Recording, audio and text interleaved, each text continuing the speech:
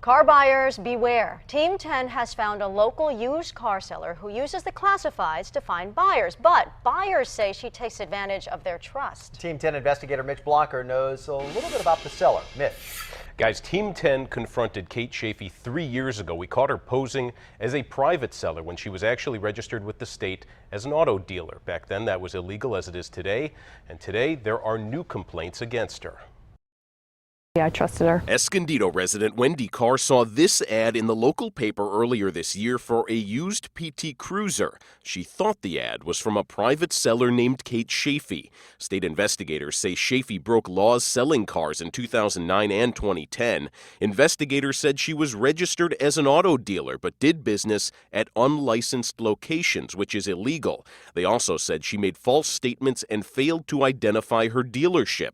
Carr didn't know about Chafee's history when she called her over the summer to buy a car for her son Jacob. I was very excited to get a car for him. She bought the car and said it soon had big problems. Third time that I drove all the way down to work in Miramar, it broke down on me. I took it down directly to our mechanic. They said there was a crack in the engine block. When Carr learned Chafee was a licensed dealer, she complained to the Department of Motor Vehicles. State investigators wouldn't talk about this specific case, but did explain the law. For a licensee to sell it other than their place of business is against the law, and also to not disclose that they're a dealership when selling it on the internet or any publication is illegal. As for why a dealer would do that, Smith said one of the reasons is because selling cars off-site makes overhead costs so much lower, and another reason may be to evade state taxes. Yet another person contacted Team 10 about a car Chafee nearly sold him. Ed Rosa saw her newspaper ad for a used Ford Taurus. He gave Chafee a check for $400 to hold it, with this verbal agreement. If I didn't buy the car, she'd give my money back. She seemed honest enough.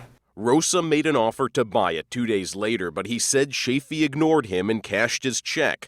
Team 10 went to the business address we found for her dealership, Quality Plus Motors. We were told Chafee rented a desk in this office to run her business, but hadn't been there in weeks.